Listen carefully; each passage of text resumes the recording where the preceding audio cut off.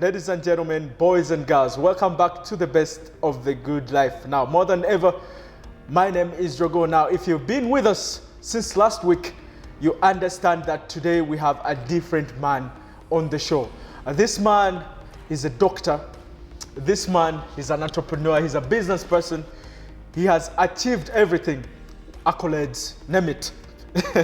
People have borrowed a leaf from him, from his accomplishments, and he has built a multi-billion satellite city that has never been seen in this country. You know, none even comes close to it.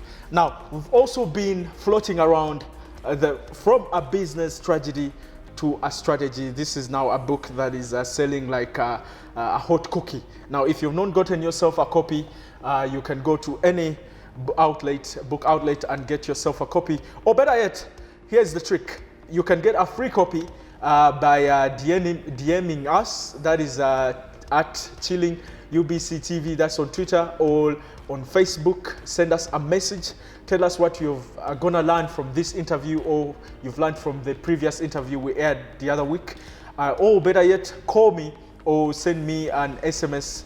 That is on my number. That is 0703 019 991. Now, just about the book, not any other business.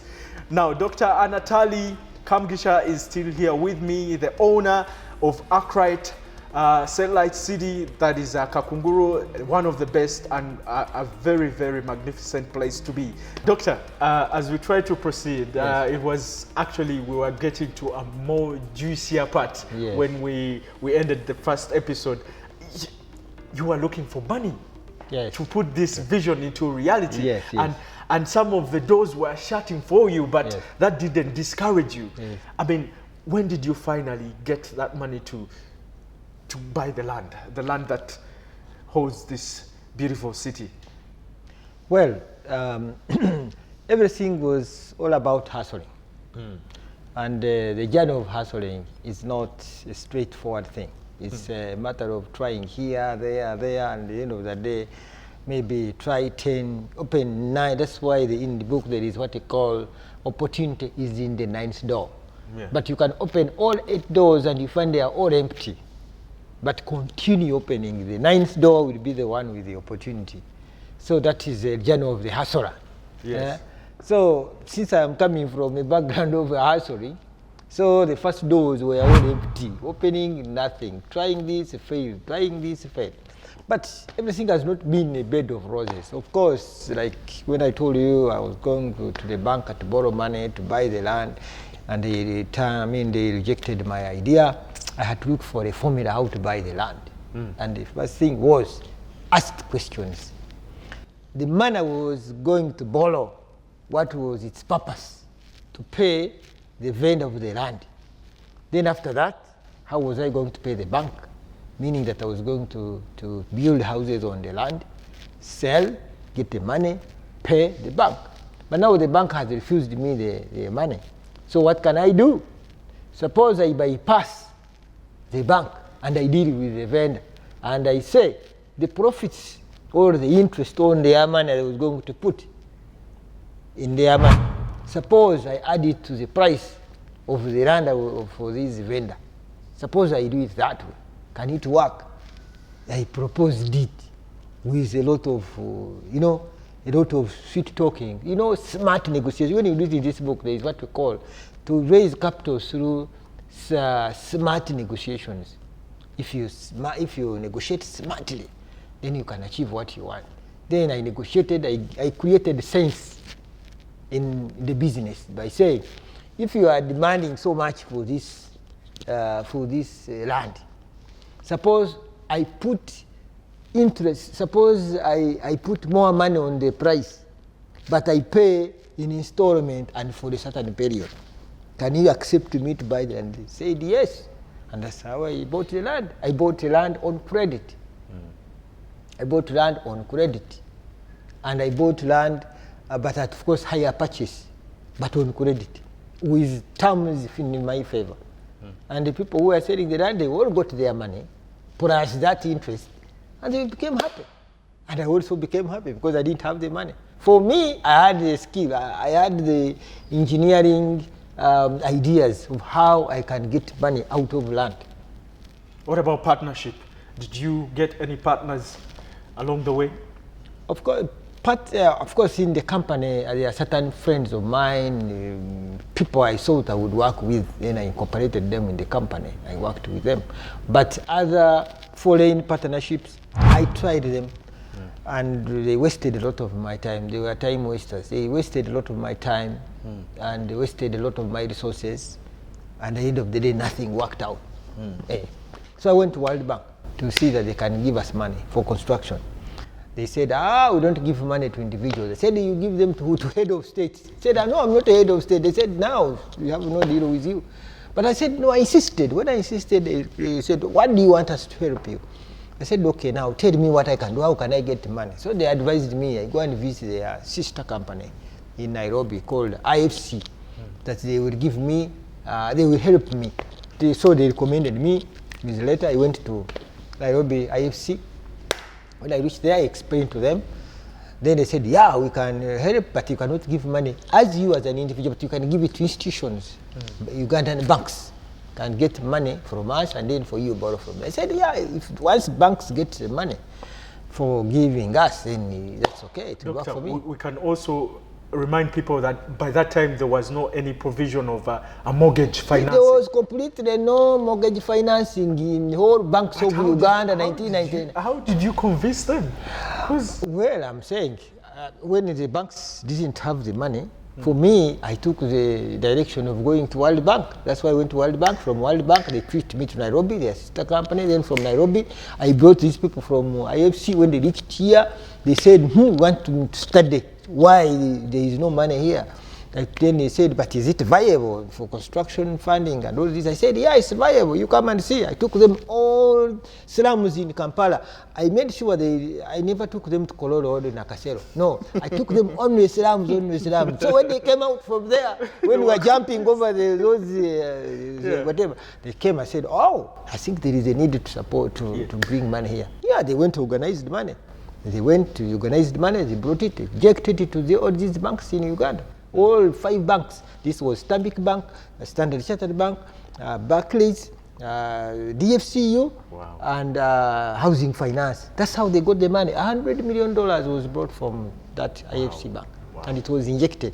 When they got the money, I became a darling to all these local banks now. Yes, you did. Then I started, then it started borrowing, because I was the first person to enjoy. Actually, I enjoyed their money. They supported me, mortgages, construction funding. So the economy started now coming up. And that's the time also when I had, that time, I had hosted the president. Yes. So he had launched my project. So my project was a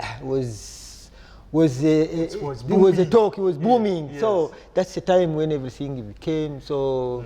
That's around which year? 2006 during Chogam time. Yes, during Chogam, because Chogam came 2007. So I was a talk everywhere during Chogam time. Everything, because I was one with money. Before the interview, I told you that if you can draw a correlation, at 2006, I was at Taiba College, the one in this school here. Yes. So I wasn't that far away from you. I wasn't so far away from the visionary. That's the time when I was when we were on top of the ranges, whereby every banker was, whenever I would be in the bush, a bank manager would call me, come on, we give you the money. I would say, no. The others would say, no. I said, no. Can you imagine banker to call you to take the money and you say you are not interested? Because I over-borrowed. Up to 9 banks. Every banker was calling me and I borrowed. Every banker gave me the money. Wherever I would go, they would give me them. Every man would give, because I was a pioneer. I was the one with the project moving on. But of course, not everything is always on it's not a bed of roses. Because that's where we come in and say you had sort of like a grim spell. This is when URA came for you. I mean, how did you survive this? Because in a crazy mind, I read the book, and at that section I was like, okay, now this is where I really need to be convinced. How did you come from that pool of no, it was a bigger problem because I was a pioneer in real estate, and I was on the face of it, it's like I was doing well. Indeed, I was doing well, but again, somehow the URA exaggerated their estimate. They came up with estimates. They say because I was a pioneer. Did you have your own auditors? We're having auditors, but you remember I was a pioneer. So many things some of them were misunderstood. One, URA we are not having a client that was a real estate. So they didn't know how. So for them, they're saying, oh, you give them, when you said, this is how much you pay. They've forgotten that now. Take an example. When you build a city like this one, it means you have created what we call a permanent tax, a permanent flow of money to the government. True. Because how do you get the government? All the houses you see here, which are constructed, every building material, there is a tax on those materials.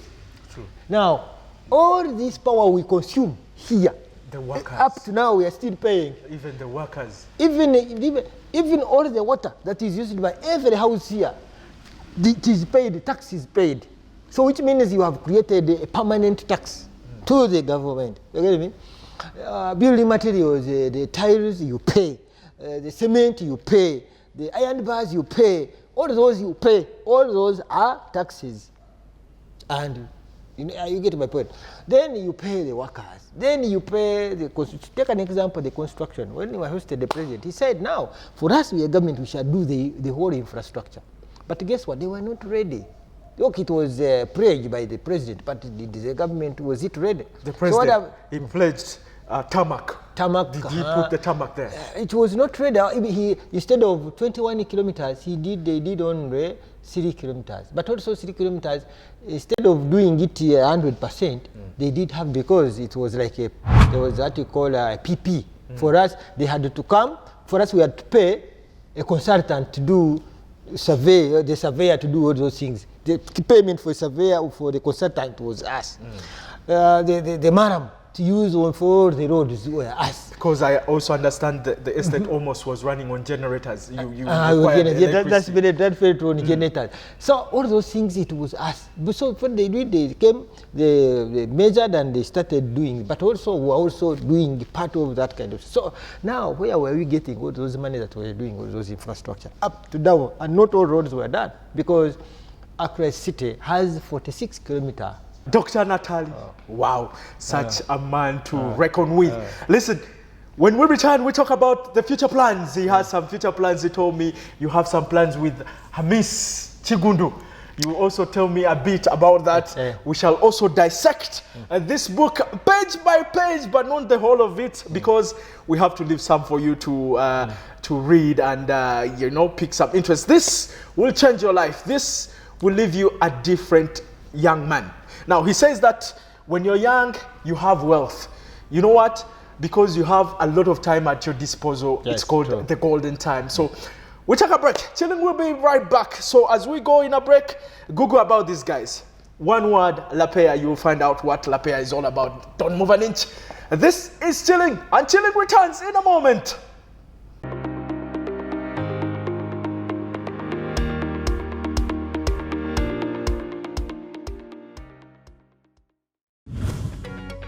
On UBC, the program that helps you identify opportunities for investment, job creation, growing your entrepreneurial skills, wealth creation, and social transformation.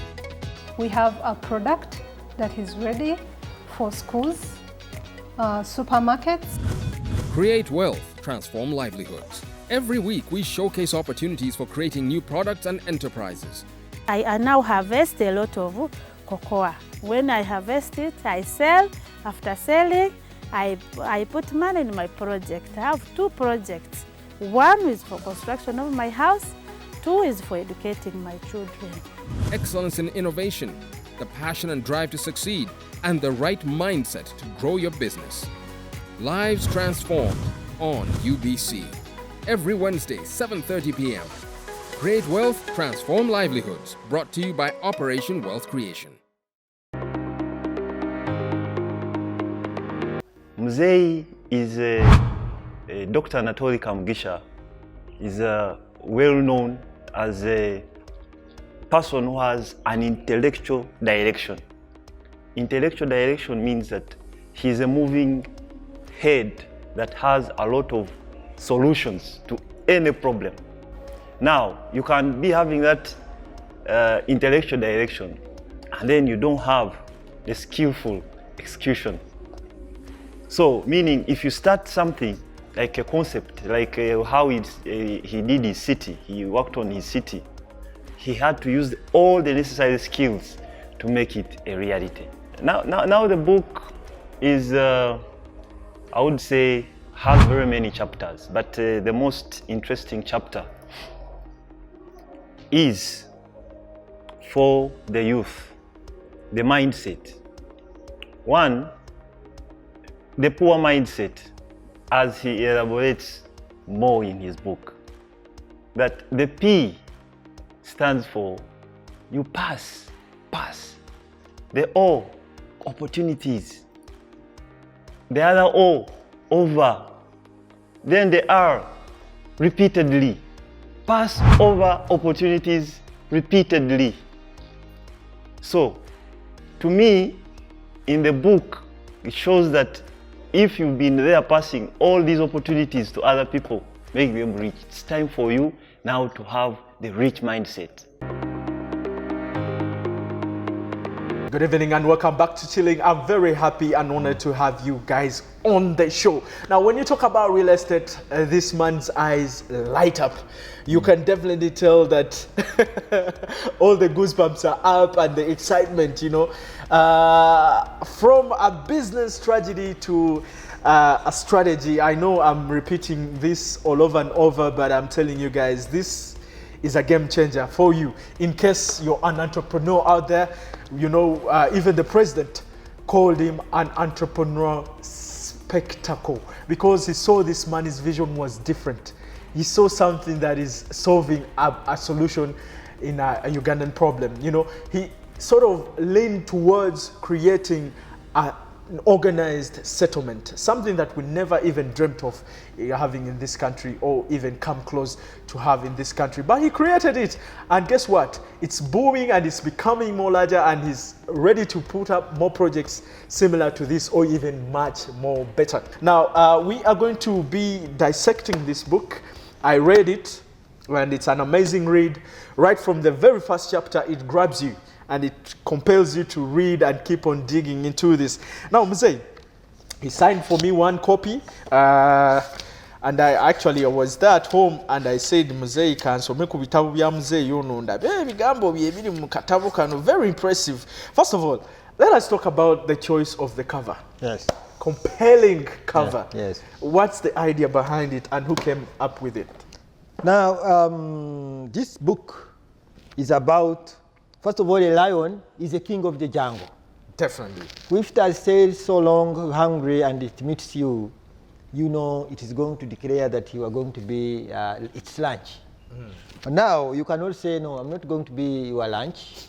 I'm going to wrestle you up and finish you, and I know where your strength is. So in this instant, the lion is what? The lion is the lion is a tragedy. Okay. Now you need to have a strategy to finish it. If it comes, if a lion comes to you, it is coming as a tragedy to you. And every person has got a lion that is going to feast on you. Every person has his own lion, has his own dilemma, has his own challenges. Maybe you are born from a poor family, maybe you dropped out of school, maybe you are doing a business, it has a problem. So it is always a tragedy, but what is the strategy to get out of those things? What we're going to do, we're going to create a window for some viewers and or any viewer watching us to just get a glimpse, you know, an iceberg into this book, just to understand a little bit what it's all about. So on page 5, you say money per se does not start a business. Yes. It is only a business idea that can start and indeed ever has started a business. Yes. What did you mean by that? I know what it means, but what did you mean by that? When you have a golden, if you have a good business idea, a good business idea means a business idea is that one which solves a society need. That's an idea. The moment you have that idea will attract its own resources.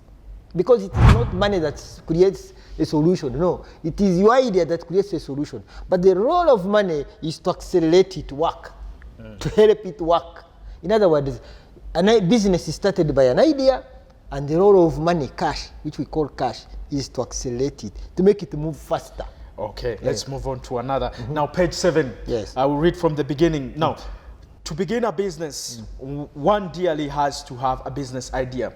To my conviction, ideas magnetize finances and not the other way around. Let me illustrate my conviction. Now, assuming a good-hearted billionaire made a surprise of $1 billion donation to a fresh university graduate on condition to have the money utilized in a span of 7 days. The fresh graduate is at best most likely to rush to a bank for safe custody as he or she develops a business idea. But had that university graduate already with a $1 billion idea, he or she would immediately inject the money into the business. Okay. True. If you don't have an idea and I give you the money, you will run to hide the money, to keep the money. But if you have an idea and I give you the money immediately, you can say, wow, I was looking for the money to buy land, to buy my machinery. I want to put a factory. Immediately the money you will not even put it in the bank. No, you immediately go buy the land. After that, buy the machine. After that, by the time you realize the money is already invested. Okay, page 10. The entrepreneur's mindset, we talked about this when we met at Fang Fang. The entrepreneur's mindset is composed of 4 pillars. One main pillar being a dream. To see something in the darkness by imagination. When the dream becomes a mindset, it drives you to the 8 natural mindset talents. The natural talents are a political mindset talent, a spiritual mindset talent, a technical mindset talent, an entrepreneur's mindset talent, an industrial mindset talent, a sports mindset talent, a militaristic mindset talent, and a social mindset talent. That's it. Those are they are born, they are with you. But of course, they come up with a dream. When you come up with a dream, the dream brings them up, and you go where you have a passion. Okay, now page 11, becoming a job creator as a youth. Now you say here, therefore, a youngster born from a poverty-stricken home shouldn't be equated with poverty. Yes, true. Is this true? Yes, true. Any young person is rich, naturally rich, because he has a golden time on his disposal. He's having time, so he's rich. Even those material things, money, cash, or what, those are nothing. Because he has a golden time, it means he's going to be an entrepreneur, he's going to be a doctor, he's going to be a minister, he's going to be a DPC, he's going to be a army commander, he's going to be a president, he's going to be anything. He's young, but all those opportunities are before him. So how can you say he's poor? He's rich. Now, page 13. What the government must do, and this is a very serious one. Yes. Guys, this is a very serious one because we have to address unemployment. What the government must do to reverse the growing unemployment trend is to undergo a thorough overhaul of the current education system of youngsters from a purely theoretical method to an practical methodology. That's it. Dr. Anatoli, I'm telling you, you're a genius. You're a genius. Not at all. That's okay, I think that's what we shall, because we cannot exhaust all of it. We have to leave for some to catch up with this. Now, tell me about the 3 Bs. Before we left the other week, we promised we shall tell people about the 3 Bs. Which are these 3 Bs? The 3 Bs is a jump starter, is a daring. It gives you a daring spirit. It gives you believe in yourself. That's why all the energy, it is the energy you get and you can do something. One, you must have the energy that, yes, what I believed is correct. To the best of my knowledge, it is the right thing. I'm doing it the good way. Let me try it. If I fail, I will also get satisfied. So, Doctor, what's the plan you have with Miss Chigundu? You told me about the plan that you have. Oh, Mr. Chigundu is becoming an investor in our city. And he has come up, bird with the same face as fly together. True. So now this guy, young man, he's come up with ideas of real estate, of this, but we ring together and work together. We share many things. He has come up with a model of putting up, first of all, an export zone. But again, he has also put up what we call smart homes. These smart homes are not these ordinary homes where people stay. No, he has these smart homes, which are going to be, which we are going to bring all the people brains together, all the people of money together in one place, whereby it's a place for CEOs, place for technical people, place for people who are innovating in one place, where you come, get a home, the computers are there, the internet is there, everything is there. The recreational grounds are there. You related it with the Silicon Valley. In other words, what I'm trying to say is that it's a replica of Silicon Valley. Doctor, yes, I'm very honored and thank you for inviting me in your beautiful home. Never have I ever seen a balcony indoor. I even told my colleagues that when we were coming in, I was like, wow, this is so magnificent. I mean, I've never even seen trees growing inside. This is amazing. Thank you. This has been such a treat for me. Thank you. I'm happy, and I'm also sure that my viewers have gotten a thing or two. Yes. I hope you guys have been inspired as much as I have been. Go to every bookstore around Kampala or even in Mukono and grab yourself a copy of this, all right? And how much is it? 50,000. Just at 50,000 Ugandan shillings. Now, in the future, in the near future, they're going to be introducing a glossary format, one that you can access on the internet. Yes. You can go on any portal, Amazon or anywhere else, and purchase one there. Wow. Thank you very much, and thank you for gluing with us since the other week. It has been a marathon, I know, but it has been one marathon that you have enjoyed and studied one thing or two. La Paire, find them everywhere, mostly at Acacia Mall. Get yourself some specs. They are here to La Paire your life. Or go at La Paire Uganda on every social handle and chat to them and tell them your problems to do with eyes, and they give you solutions. Bye, and thank you for being a great audience. Until next week, we meet with another incredible guest. This has been yours truly, Drago. Have a good evening.